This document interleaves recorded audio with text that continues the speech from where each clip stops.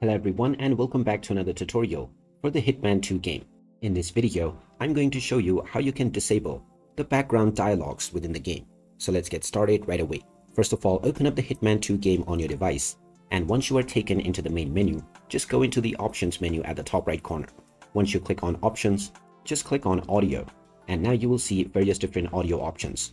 In order to turn off the dialogues that are spoken to your character within the game, make sure to turn off dialogue volume.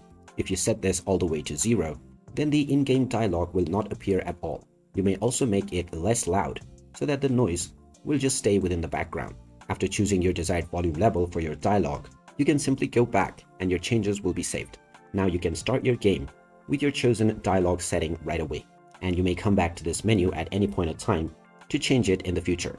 And there you have it. That is how easy it is to turn off dialogues within the Hitman 2 game. If you find this video helpful, don't forget to hit that like button and subscribe to our channel for more useful tips and tutorials. Thanks for watching, and I'll see you again in the next one.